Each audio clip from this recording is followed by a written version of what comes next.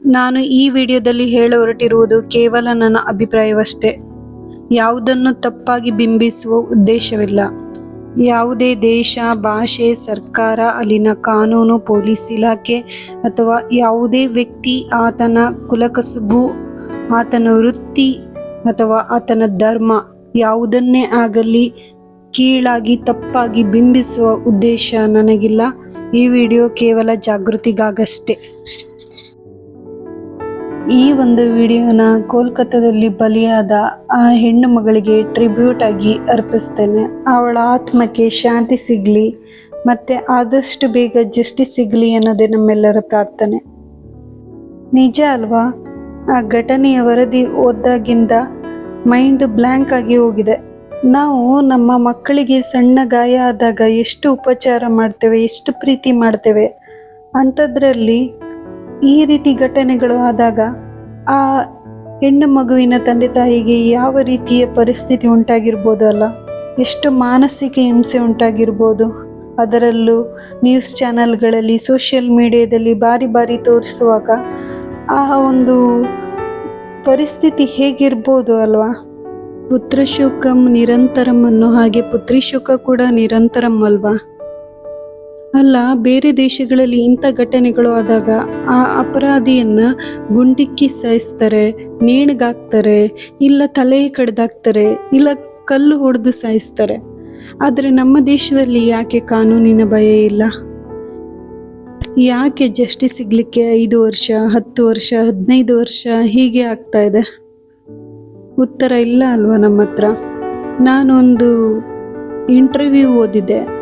ಅದರಲ್ಲಿ ನರ್ಸ್ ಒಬ್ಬರು ಹೀಗೆ ಹೇಳ್ತಾರೆ, ನಾನು ಕತಾರ್ ಅನ್ನೋ ದೇಶದಲ್ಲಿ ಒಬ್ಬಳೇ ನೈಟ್ ಶಿಫ್ಟ್ ಮುಗಿಸಿ ಯಾರ ಸಹಾಯವೂ ಇಲ್ಲದೆ ಸೇಫ್ ಆಗಿ ಮನೆಗೆ ತಲುಪ್ತೇನೆ ಅಂತ. ನಾವು ಯಾವಾಗ ಹೀಗೆ ಹೇಳೋದು? ನಾವು ರಾತ್ರಿ 8 ಗಂಟೆ 9 ಗಂಟೆ ಆದ ನಂತರ ಒಬ್ಬರೇ ಮನೆಯಿಂದ ಹೋಗಲಿಕ್ಕೆ ಸ್ವಲ್ಪ ಹಿಂದೇಟಾಗ್ತೇವೆ ಅಲ್ವಾ? ಇನ್ನು ಈ ಘಟನೆ ಬಗ್ಗೆ ಹೇಳೋದಾದ್ರೆ, ಈಗ ನಮ್ಮ ದೇಶದಲ್ಲಿ ಎಲ್ಲಾ ಕಡೆ ಇದರ ಬಗ್ಗೆ ಪ್ರೊಟೆಸ್ಟ್ ನಡೀತಾ ಇದೆ. ಎಲ್ಲರೂ ಸ್ಟ್ರೈಕ್ ಮಾಡ್ತಾ ಇದ್ದಾರೆ, ಒಳ್ಳೇದೇ. ಆದರೆ ಈ ಒಂದು ಪ್ರೊಟೆಸ್ಟ್, ಸ್ಟ್ರೈಕ್ ಎಲ್ಲ ಎಷ್ಟು ದಿನದವರೆಗೆ? ಈಗಂತೂ ಎಲ್ಲ ಚಾನಲ್ಗಳಲ್ಲಿ, ಸೋಷಿಯಲ್ ಮೀಡಿಯಾಗಳಲ್ಲಿ, ನ್ಯೂಸ್ ಪೇಪರಲ್ಲಿ ಎಲ್ಲ ಕಡೆ ಈ ಸುದ್ದಿಯೇ ಒಂದು ರೀತಿ ಹಾಟ್ ಕೇಕ್ ರೀತಿ ಮಾರಾಟ ಆಗ್ತಾ ಇದೆ. ಆದರೆ ಇದೇ ಸುದ್ದಿ 2-3 ತಿಂಗಳ ನಂತರ ನ್ಯೂಸ್ ಪೇಪರ್ನ ಯಾವುದೋ ಒಂದು ಕಾರ್ನರಲ್ಲಿ ಸುದ್ದಿ ಆಗಿರುತ್ತೆ ಅಷ್ಟೆ. ಅದು ಕೋರ್ಟ್ನ ವಿಚಾರ ಆಗಿರುತ್ತೆ. ಆ ಅಪರಾಧಿಗೆ ಯಾವ ರೀತಿ ಶಿಕ್ಷೆ ಕೊಡ್ತಾ ಇದ್ದಾರೆ, ಯಾರ್ಯಾರು ಜಡ್ಜ್, ಮತ್ತೆ ಅದಕ್ಕೆ ಸಾಕ್ಷಿಗಳು ಸಿಕ್ಕಿದವ, ಕೇಸಲ್ಲಿ ಏನಾದರೂ ಟ್ವಿಸ್ಟ್ ಉಂಟಾ, ಹೀಗೆ ಮತ್ತೆ ವಿಚಾರಣೆ ಮುಂದೂಡಲಾಗಿದೆ. ಹೀಗೆ 10-15 ವರ್ಷ ಆ ಕೇಸ್ ನಡ್ಕೊಂಡು ಹೋಗ್ತಿರುತ್ತೆ. ಅಷ್ಟರಲ್ಲಿ ನಮ್ಮ ದೇಶದಲ್ಲಿ ಯಾವುದೋ ಒಂದು ಬದಲಾವಣೆ ಆಗುತ್ತೆ, ಸರ್ಕಾರಗಳು ಚೇಂಜ್ ಆಗಿರ್ಬೋದು, ಅಥವಾ ಯಾವುದೋ ಒಂದು ಹಸಿ ಬಿಸಿ ಸುದ್ದಿ ಬರುತ್ತೆ, ಮತ್ತೆ ಈ ಸುದ್ದಿ ಮೂಲೆ ಗುಂಪಾಗಿರುತ್ತೆ. ಮತ್ತೆ ಈ ಸುದ್ದಿನ ಎಲ್ಲರೂ ಮರೀತಾರೆ. ಯಾಕಂದ್ರೆ ಎಲ್ರಿಗೂ ಅವರವರದೇ ಆದ ಪರ್ಸ್ನಲ್ ಲೈಫ್ ಇರುತ್ತಲ್ಲ, ಅದರಲ್ಲಿ ಅವರು ಬ್ಯುಸಿ ಆಗ್ತಾರೆ. ಮುಂದೊಂದು ದಿನ ಇಂಥ ಒಂದು ಘಟನೆಗಳು ನಡೆದಾಗ ಪುನಃ ರೊಟೀನ್ ಅದೇ ನಡೀತಾ ಹೋಗುತ್ತೆ. ಹಾಗಾದ್ರೆ ಇದಕ್ಕೆ ಎಂಡ್ ಅನ್ನೋದೇ ಇಲ್ವಾ? ನಮ್ಮ ದೇಶದಲ್ಲಿ ಉಂಟಲ್ಲ, ಸೆಕ್ಷುವಲ್ ಹರಾಸ್ಮೆಂಟ್ ಅಂತೂ ತುಂಬ ನಡೀತದೆ. ನಮ್ಮ ದೇಶದ ಗೌರವವನ್ನು ಹಾಳು ಮಾಡೋದು ಇಂಥ ಘಟನೆಗಳೇ. ನಿರ್ಭಯ ಕೇಸಲ್ಲಿ ಏನಾಯ್ತು ಅಂತ ನಿಮಗೆಲ್ರಿಗೂ ಗೊತ್ತು. ಅದು ಒಂದು ಜಸ್ಟಿಸ್ ಸಿಗ್ಲಿಕ್ಕೇನೆ ಎಷ್ಟು ವರ್ಷ ಕಾದಿದ್ದೀವಿ ಅಂತ ನಮ್ಮೆಲ್ರಿಗೂ ಗೊತ್ತುಂಟ ಅಲ್ವಾ? ಯಾಕೆ ಹೀಗೆ? ಉತ್ತರ ಅಂತ ಇಲ್ಲವೇ ಇಲ್ಲ. ನಿನ್ನೆ ನಾನು ಒಂದು ಸೋಷಿಯಲ್ ಮೀಡಿಯಾದಲ್ಲಿ ಪೇಜನ್ನ ಸ್ಕ್ರಾಲ್ ಮಾಡುವಾಗ ಒಂದು ಪೋಸ್ಟರ್ ಕಣ್ಣಿಗೆ ಬಿತ್ತು. ಅದರಲ್ಲಿ ಒಂದು ಸಣ್ಣ ಮಗು, ಒಂದು 3-4 ವರ್ಷದ ಹೆಣ್ಣು ಮಗು ಪೋಸ್ಟರ್ ಹಿಡ್ಕೊಂಡು ನಿಂತಿದೆ. ಅದರಲ್ಲಿ ಏನಂತ ಬರೆದಿತ್ತು ಗೊತ್ತಾ? ಐ ಆಮ್ ಐ ನೆಕ್ಸ್ಟ್ ಅಂತ. ಅಂದರೆ ಕೋಲ್ಕತ್ತಾದಲ್ಲಿ ಆ ಡಾಕ್ಟರಿಗೆ ಅಂಥ ಪರಿಸ್ಥಿತಿ ಆಯಿತು, ಹಾಗಾದರೆ ಮುಂದಿನ ವಿಕ್ಟಿಮ್ ನಾನಾ ಅಂತ ಕೇಳ್ತಾ ಇದೆ ಮಗು. ಎಷ್ಟು ಡಿಸ್ಟರ್ಬ್ ಮಾಡುತ್ತಲ್ಲ ಇಂಥ ಪೋಸ್ಟರ್ಗಳು, ಇಂಥ ಪಿಕ್ಚರ್ಗಳು. ಯಾಕೆ ಹೀಗೆ? ಎಷ್ಟು ಸೆಕ್ಷುವಲ್ ಹರಾಸ್ಮೆಂಟ್ ನಡೀತಿದೆ ಅಲ್ಲ. ಹೆಣ್ಣು ಮಕ್ಕಳು ಅಂತಲೂ ಬಿಡೋದಿಲ್ಲ, ಗಂಡು ಮಕ್ಕಳು ಅಂತಲೂ ಬಿಡೋದಿಲ್ಲ, ಎಲ್ಲರ ಮೇಲೆ ಸೆಕ್ಷುವಲ್ ಹರಾಸ್ಮೆಂಟ್ ನಡೀತಾ ಉಂಟು. ಹಿಂದೆ ಎಲ್ಲ ನಮ್ಮ ನೆರೆಹೊರೆಯವರನ್ನ, ಮನೆಗೆ ಹಾಲು ಹಾಕುವ ಅಣ್ಣನನ್ನ, ನ್ಯೂಸ್ ಪೇಪರ್ ಹಾಕುವ ಹುಡುಗನನ್ನ ಎಲ್ಲ ನಮ್ಮ ಕುಟುಂಬಸ್ಥರಂತೆ, ನಮ್ಮ ಫ್ಯಾಮಿಲಿಯವರೇ ಅಂತ ನಾವು ಭಾವಿಸ್ತಿದ್ದೆವು. ಆದರೆ ಈಗ ಯಾರನ್ನೂ ನಂಬದೇ ಇರುವ ಪರಿಸ್ಥಿತಿ ಉಂಟಾಗಿದೆ. ಯಾರ ಹತ್ರ ಕೂಡ ಮಕ್ಕಳನ್ನು ಬಿಡುವುದಕ್ಕೆ ಹೆದರುತ್ತೇವೆ. ನಾವು ನಮಗೆ ಒಳ್ಳೆ ಕೆಲಸ ಸಿಗಲಿ ಅಂತನೋ, ಅಥವಾ ನಮಗೋಸ್ಕರನೋ, ಅಥವಾ ಒಳ್ಳೆ ಹೆಲ್ತ್ ಸಿಗಲಿ ಅಂತನೋ, ಅಥವಾ ಅಪ್ಪ ಅಮ್ಮನಿಗೆ ಒಳ್ಳೇದಾಗಲಿ ಅಂತನೋ, ಏನೋ ನಮಗೋಸ್ಕರ ನಾವು ಪ್ರೇಯರ್ ಮಾಡ್ತಾ ಇದ್ವಿ. ಆದರೆ ಈಗ ನಮ್ಮ ಮಕ್ಕಳು, ನಮ್ಮ ಅಕ್ಕ ತಂಗಿಯರು ಎಲ್ಲಾದರೂ ಹೊರಗಡೆ ಹೋದಾಗ ಸೇಫಾಗಿ ಮನೆಗೆ ಬಂದರೆ ಸಾಕು ಅನ್ನೋ ಹಾಗೆ ಪ್ರೇಯರ್ ಮಾಡ್ತಾ ಇದ್ದೇವೆ. ಅಷ್ಟು ನಾವು ಸಮಾಜಕ್ಕೆ ಹೆದರುತ್ತಾ ಇದ್ದೇವೆ. ಮತ್ತು ನೀವು ಟಿ ವಿ ಚಾನಲ್ಗಳಲ್ಲೇ ನೋಡಿ, ನೀವು ಅಥವಾ ಸೋಷಿಯಲ್ ಮೀಡಿಯಾಗಳಲ್ಲೇ ನೋಡಿ, ನಾವೆಲ್ಲ ಸಣ್ಣವರಿದ್ದಾಗ ಎಷ್ಟು ನಾವು ಸಿನಿಮಾದಲ್ಲಿನ ಕಾಮಿಡಿನ ಎಂಜಾಯ್ ಮಾಡ್ತಾ ಇದ್ವಿ. ಹೊಟ್ಟೆ ಹುಣ್ಣಾಗುವಷ್ಟು ನಗ್ತಾ ಇದ್ವಿ. ಯಾವುದೇ ರೀತಿಯ ಡಬಲ್ ಮೀನಿಂಗ್ ಇರಲಿಲ್ಲ, ಯಾವುದೇ ರೀತಿಯ ಕೆಟ್ಟ ಜೋಕ್ಸ್ಗಳು ಕೂಡ ಇರಲಿಲ್ಲ. ನರಸಿಂಹರಾಜು, ದ್ವಾರಕೀಶ್, ಟೆನ್ನಿಸ್ ಕೃಷ್ಣ ಇಂಥವ್ರದ್ದೆಲ್ಲ ಕಾಮಿಡಿಗಳು ಬಂದಾಗ ತುಂಬ ಎಂಜಾಯ್ ಮಾಡ್ತಾ ಇದ್ವಿ. ಆದರೆ ಇತ್ತೀಚೆಗಂತೂ ಪ್ರತಿಷ್ಠಿತ ಚಾನಲ್ಗಳಲ್ಲಿನ ಕಾಮಿಡಿ ಶೋಗಳು ಎಲ್ಲದರಲ್ಲಿ ಬರೀ ಕೆಟ್ಟ ರೀತಿಯ ಕಾಮಿಡಿಗಳೇ. ಹೌದು, ಆ ಕ್ಷಣಕ್ಕೆ ನಗ್ತಾರೆ, ಹೌದು. ಆದರೆ ಆ ಕ್ಷಣಕ್ಕೆ ನಕ್ಕು ಅದೇ ತಲೆಯಲ್ಲಿ ಉಳಿದುಕೊಳ್ಳುತ್ತಲ್ವಾ, ನೆಕ್ಸ್ಟ್ ಎಂತ ಆಗುತ್ತೆ, ಅದನ್ನು ಅವನು ಇನ್ನೊಬ್ಬನಿಗೆ ಶೇರ್ ಮಾಡ್ತಾನೆ. ನಂತರ ಅದು ಪ್ರೋಸೆಸ್ ಆಗಿ ಮೊಬೈಲಲ್ಲಿ, ಟಿ ವಿಯಲ್ಲಿ ಅದನ್ನೇ ನೋಡೋದು. ಅಶ್ಲೀಲ ದೃಶ್ಯ, ಅಶ್ಲೀಲ ಸಿನಿಮಾಗಳನ್ನೇ ಹುಡುಕ್ಲಿಕ್ಕೆ ಶುರು ಮಾಡ್ತಾರೆ. ನಂತರದ ಪ್ರೋಸೆಸ್ ಅದನ್ನು ಜಾರಿಗೆ ತರಬೇಕಲ್ಲ, ಆಗ ಸಮಾಜದಲ್ಲಿ ಇಂಥ ಕೆಲಸಗಳು ನಡೀತಾ ಹೋಗುತ್ತೆ. ನಾನು ಕೇವಲ ಕಾಮಿಡಿ ಶೋಗಳಿಂದಲೇ ಇಂಥ ಆಗುತ್ತೆ ಅಂತ ನಾನು ಹೇಳ್ತಾ ಇಲ್ಲ, ಅದು ಒಂದು ಮಾಧ್ಯಮ ಅಷ್ಟೇ. ಇದಕ್ಕೆ ಹಲವಾರು ಕಾರಣಗಳಿರ್ಬೋದು. ಅವನು ಸೈಕೋಪಾತ್ ಆಗಿರ್ಬೋದು, ಇಲ್ಲ ವಿಕೃತ ಕಾಮಿಯಾಗಿರ್ಬೋದು, ಇಲ್ಲ ಅವನಿಗೇನೋ ಒಂದು ಚೈಲ್ಡ್ಹುಡ್ ಟ್ರಾಮಾ ಆಗಿರ್ಬೋದು. ಆದರೆ ಅದಕ್ಕೆ ಬಲಿಯಾಗೋದು ನಾವು. ಇಂಥವರಿಗೆ ಕಾನೂನಿನ, ಪೊಲೀಸಿನ ಯಾವುದೇ ಭಯ ಇರೋದಿಲ್ಲ. ಅವರಿಗೆ ಹೆತ್ತ ತಂದೆ ತಾಯಿಯ ಬಗ್ಗೆನೇ ಭಯಭಕ್ತಿ ಇರೋದಿಲ್ಲ ಅಲ್ಲ, ಮತ್ತೆ ಇನ್ನೆಂಥವ್ರು ಕಾನೂನಿಗೆ ಹೆದರೋದು. ಹೀಗಾಗಿ ನಾವು ಹುಡುಗಿಯರು, ಮಹಿಳೆಯರು, ಸಣ್ಣ ಮಕ್ಕಳು ಓಡಾಡುವಾಗ ನಮ್ಮ ಅಪ್ಪ ಅಮ್ಮನನ್ನೋ, ನಮ್ಮ ಅಣ್ಣ ತಮ್ಮನನ್ನೋ, ಅಥವಾ ಯಾರೋ ಒಬ್ಬರನ್ನು ಜೊತೆಯಾಗಿ ಕರ್ಕೊಂಡು ಹೋಗೋ ಪರಿಸ್ಥಿತಿ ಬಂದಿದೆ. ನೈಟ್ ಶಿಫ್ಟ್ ಕೆಲಸ ಅಂದರೆ ಹೆದರ್ತೇವೆ, ಕ್ರೌಡೆಡ್ ಬಸ್ ನೋಡಿದ್ರೆ ಹೆದರ್ತೇವೆ, ಕ್ರೌಡೆಡ್ ಟ್ರೈನ್ ಸಿಕ್ಕಿದ್ರೆ, ಅದು ಟ್ರೈನ್ ಮಿಸ್ ಆದರೂ ಕೂಡ ನಾವು ನೆಕ್ಸ್ಟ್ ಟ್ರೈನ್ ಬರಲಿ ಅಂತ ಕಾಯ್ತಾ ಕೂತ್ಕೋತೇವೆ. ಯಾಕೆ ಹೇಳಿ, ಎಲ್ಲಿ ನಮಗೆ ಸೆಕ್ಷುವಲ್ ಹರಾಸ್ಮೆಂಟ್ ಆಗುತ್ತೋ ಅನ್ನೋ ಭಯ. ಕೇವಲ ಬಲಾತ್ಕಾರ, ಅತ್ಯಾಚಾರ ಆದಾಗ್ಲೇ ಮಾನಸಿಕ ಹಿಂಸೆ ಅನುಭವಿಸ್ತೀವಿ ಅನ್ನೋದು ತಪ್ಪು. ಈವನ್ ಬ್ಯಾಡ್ ಟಚ್ ಮಾಡಿದಾಗಲೂ ಅಷ್ಟೇ ಮಾನಸಿಕ ಹಿಂಸೆ ಅನಿಸುತ್ತೆ. ಆ ಒಂದು ಟ್ರಾಮಾ ಉಂಟಲ್ಲ, ಅದು ಹೋಗೋದಿಲ್ಲ, ಸುಲಭವಾಗಿ ಹೋಗೋದಿಲ್ಲ, 2-3 ದಿನದವರೆಗೂ ಇರುತ್ತದೆ. ಅದನ್ನು ಅನುಭವಿಸಿದವರಿಗೆ ಗೊತ್ತು. ಕೆಲವರು ಓಪನ್ ಆಗಿ ಹೇಳ್ತಾರೆ, ಕೆಲವರು ಮುಚ್ಚಿಡ್ತಾರೆ. ಕೆಲವರು ಓಪನ್ ಆಗಿ ಹೇಳಿ ನಮ್ಮ ಪರಿಸ್ಥಿತಿ ಬೇರೆಯವರಿಗೂ ಕೂಡ ಬರಬಾರದು ಅಂತ ಎಚ್ಚರಿಕೆಯನ್ನು ಕೊಡ್ತಾರೆ. ಇನ್ನು ಕೆಲವರು ನಮ್ಮ ಬಗ್ಗೆ ಬೇರೆಯವರು ಯಾವ ರೀತಿ ಅಂದ್ಕೊಳ್ತಾರೋ, ಯಾವ ರೀತಿ ನಮ್ಮನ್ನು ಟ್ರೀಟ್ ಮಾಡ್ತಾರೋ ಅಂತ ಮಾನ ಮರ್ಯಾದೆಗೆ ಅಂಜಿ ಸುಮ್ಮನಾಗ್ತಾರೆ.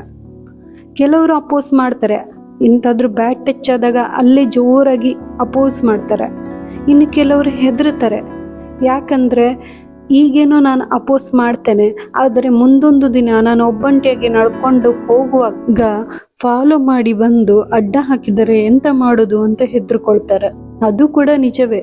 ಹಾಗಾದರೆ ಇದಕ್ಕೆ ಕೊನೆ ಅನ್ನೋದೇ ಇಲ್ವಾ? ಎಷ್ಟೋ ಹೆಣ್ಣು ಮಕ್ಕಳು, ಅದರಲ್ಲೂ ಸಣ್ಣ ವಯಸ್ಸಿನ ಹೆಣ್ಣು ಮಕ್ಕಳು, ಅವ್ರಿಗೆ ಬ್ಯಾಡ್ ಟಚ್ ಅನ್ನೋದೇ ಗೊತ್ತಿರೋದಿಲ್ಲ ಅವರಿಗೆ. ಮತ್ತು ಅದು ಗೊತ್ತಾದಾಗ ಎಷ್ಟು ಅವರು ಹಿಂಸೆ ಅನುಭವಿಸ್ತಾರೆ ಅಂದರೆ ಯಾರೊಟ್ಟಿಗೂ ಕೂಡ ಅವರು ಹೇಳಿಕೊಳ್ಳೋದೇ ಇಲ್ಲ. ಅದೇ ಮಾನಸಿಕ ಖಿನ್ನತೆನ ಅವರು ಅನುಭವಿಸುತ್ತಾ ಇರ್ತಾರೆ. ಆ ಬ್ಯಾಡ್ ಟಚ್ ಆಗಿದ ಪಾರ್ಟ್ ಉಂಟಲ್ಲ, ಅದನ್ನು ಯಾವುದಾದ್ರು ಒಂದು ನೈಫ್ ತಗೊಂಡು ಕಟ್ ಮಾಡಿ ಬಿಡುವ ಅನ್ನುವಷ್ಟು ಹಿಂಸೆ ಆಗ್ತದೆ ಅಂತ ಹೇಳ್ತಾರೆ.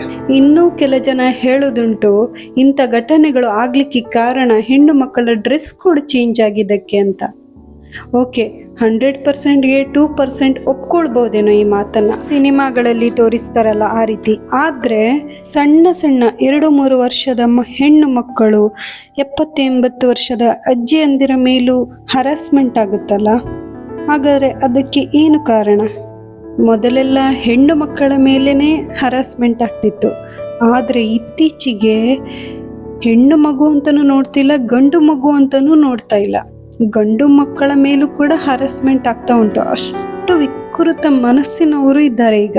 ಹೀಗಾಗಿ ನಮ್ಮ ಮಕ್ಕಳನ್ನ ಅಕ್ಕಪಕ್ಕದ ಮನೆಗೆ ಆಟ ಆಡ್ಲಿಕ್ಕೆ ಕಳಿಸ್ಲಿಕ್ಕೂ ಕೂಡ ಹೆದರ್ತಾ ಇದ್ದೇವೆ. ಸ್ಕೂಲ್ ವ್ಯಾನ್ ಡ್ರೈವರ್ಗಳ ಮೇಲೆ, ವ್ಯಾನಲ್ಲಿ ಅಸಿಸ್ಟ್ ಮಾಡುವವರ ಮೇಲೆ, ಈವನ್ ಟೀಚರ್ಸ್ ಮೇಲೆ, ಅಕ್ಕಪಕ್ಕದ ಅಣ್ಣಂದಿರ ಮೇಲೆ, ಎಲ್ಲರ ಮೇಲೆ ಸಂಶಯ ಪಡ್ತೇವೆ.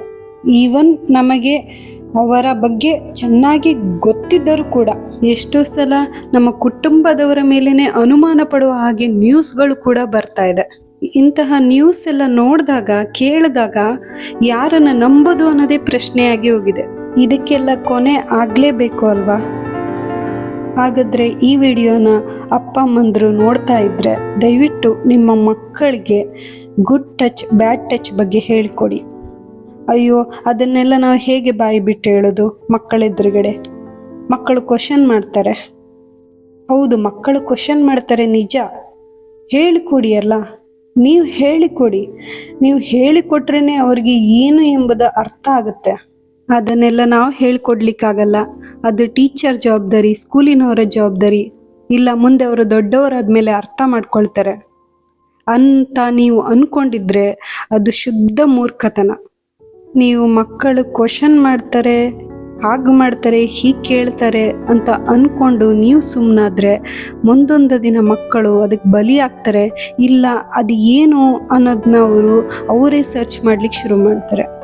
ಅವರು ಸರ್ಚ್ ಮಾಡ್ಲಿಕ್ಕೆ ಶುರು ಮಾಡಿದಾಗ ಎಲ್ಲ ಸಹ ಕೆಟ್ಟದ ಥಿಂಗ್ಸ್ಗಳೇ ಆಗೋದು. ಹೋಪ್ ನಿಮಗೆ ಅರ್ಥ ಆಗ್ತಿದೆ ಅಂತ ತಿಳ್ಕೊಳ್ತೇನೆ.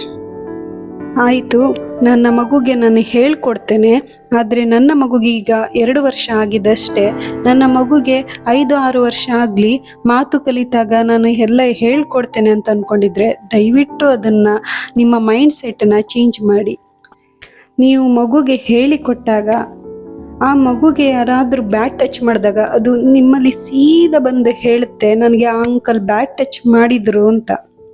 ಅದರ ತೊದಲು ನುಡಿಯಲ್ಲೋ ಅಥವಾ ಅದನ್ನು ಅವರು ಹೀಗೆ ಮುಟ್ಟಿದರು ಅಂತ ಆ್ಯಕ್ಷನ್ ಮೂಲಕವೋ ಹೇಗೋ ತೋರಿಸ್ತದೆ.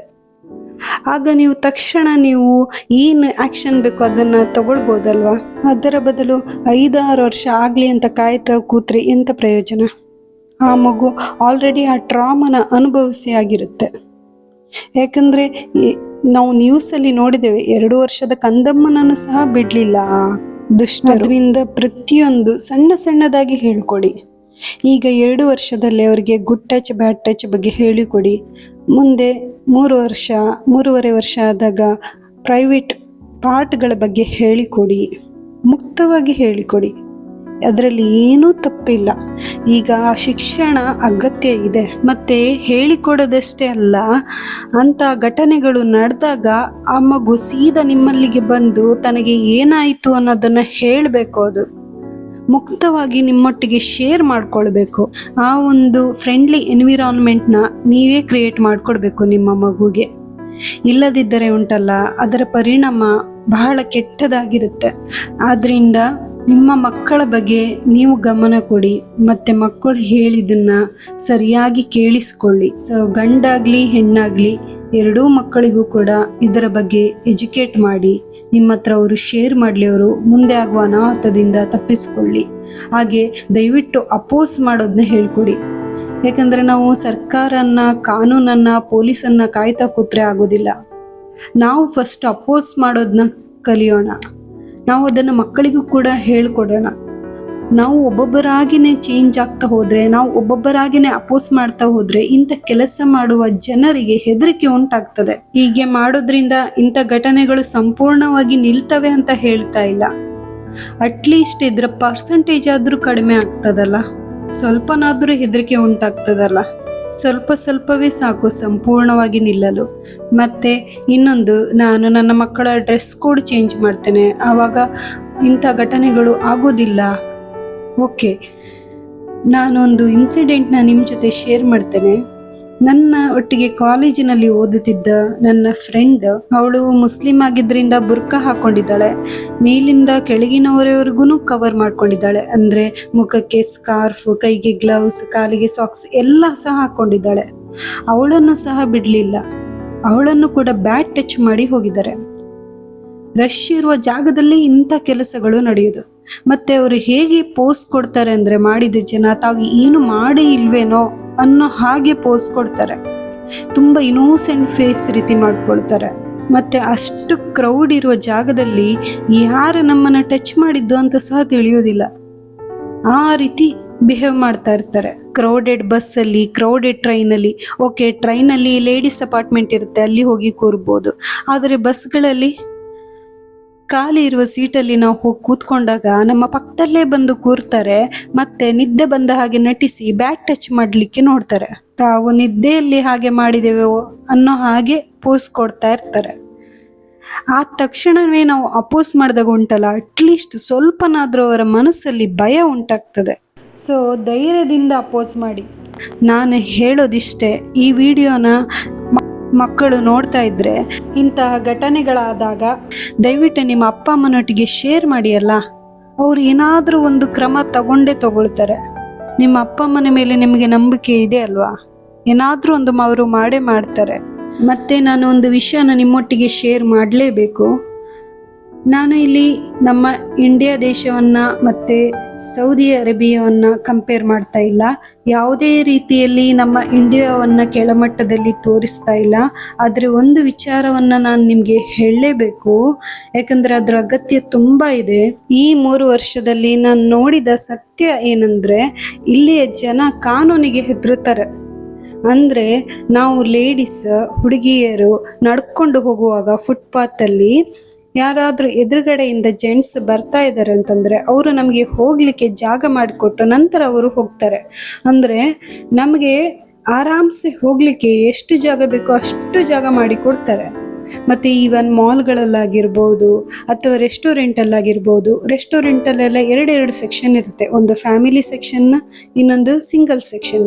ಫ್ಯಾಮಿಲಿ ಸೆಕ್ಷನ್ನಲ್ಲಿ ಲೇಡೀಸ್ಗಳು ಆರಾಮಾಗಿ ಹೋಗಿ ಅವ್ರಿಗೆ ಏನು ಬೇಕೋ ಅದನ್ನು ತಗೊಂಡು ಬರ್ಬೋದು. ಈವನ್ ಅಂಗಡಿಗಳಲ್ಲೂ ಸಹ ಲೇಡೀಸ್ಗೆ ಫಸ್ಟ್ ಬಿಲ್ಲಿಂಗ್ ಮಾಡ್ಲಿಕ್ಕೆ ಬಿಡ್ತಾರೆ, ನಂತರ ಜೆಂಟ್ಸ್ ಬರ್ತಾರೆ. ಹೀಗಿದ್ದಾಗ ನಾವು ಸ್ವಲ್ಪನಾದ್ರೂ ಆರಾಮ್ಸೆ ಓಡಾಡ್ಬೋದಲ್ವಾ? ಅಂದ್ರೆ ಇಲ್ಲಿ ಜನರಿಗೆ ಕಾನೂನಿನ ಭಯ ಇದೆ, ಆದ್ರಿಂದ ಈ ರೀತಿ ಉಂಟು. ಹಾಗಾದ್ರೆ ಇಲ್ಲಿ ಆ ರೀತಿ ನಡೆಯೋದೇ ಇಲ್ವಾ ಅಂತ ನೀವು ಕೇಳ್ಬೋದು. ಅದಕ್ಕೆ ನನ್ನ ಉತ್ತರ ಪರ್ಸೆಂಟೇಜ್ ಕಡಿಮೆ ಇದೆ ಅಂತಷ್ಟೇ ಹೇಳಬಲ್ಲೆ. ಸೊ ನನ್ನ ಅಭಿಪ್ರಾಯ ಏನಂದ್ರೆ, ಕಾನೂನು ಚೇಂಜ್ ಆಗಲಿ, ಸರ್ಕಾರ ಚೇಂಜ್ ಆಗಲಿ, ಪೊಲೀಸ್ ಚೇಂಜ್ ಆಗಲಿ ಅಂತ ನಾವು ಕಾಯ್ತಾ ಕೂರುವ ಬದಲು ನಮ್ಮನ್ನು ನಾವು ಚೇಂಜ್ ಮಾಡ್ಕೊಳ್ಳೋಣ, ಎಜುಕೇಟ್ ಆಗೋಣ, ಮಕ್ಕಳನ್ನು ಕೂಡ ಎಜುಕೇಟ್ ಮಾಡೋಣ. ನಮ್ಮ ಮನೆಯಿಂದ ನಾವು ಒಬ್ಬೊಬ್ಬರಾಗಿ ಚೇಂಜ್ ಆಗ್ತಾ ಹೋದರೆ ಇಡೀ ಸಮಾಜವೇ ಚೇಂಜ್ ಆಗುತ್ತಲ್ವಾ? ಸೊ ಆದಷ್ಟು ಈ ಘಟನೆಗಳು ಕೂಡ ಕಡಿಮೆ ಆಗುತ್ತಾ ಹೋಗ್ತವೆ ಅಂತ ಭಾವಿಸ್ತೇನೆ. ಆ ನರ್ಸ್ ಹೇಳಿದ ಹಾಗೆ ನಾವು ಕೂಡ ನಮ್ಮ ದೇಶದಲ್ಲಿ ನಾವು ಮಧ್ಯರಾತ್ರಿಯಲ್ಲಿ ಆರಾಮ್ಸೆ ನಾವು ಯಾವುದೇ ಭಯವಿಲ್ಲದೆ, ಯಾರ ಸಹಾಯವಿಲ್ಲದೆ ಮನೆಗೆ ತಲುಪ್ತೇವೆ ಅಂತ ಹೆಮ್ಮೆಯಿಂದ ಹೇಳುವ ದಿನಗಳು ಆದಷ್ಟು ಬೇಗ ಬರಲಿ ಅಂತ ಆಶಿಸ್ತೇನೆ. ವಿಡಿಯೋನ ಶೇರ್ ಮಾಡಿ, ಎಲ್ಲರಲ್ಲೂ ಕೂಡ ಜಾಗೃತಿ ಬರಲಿ.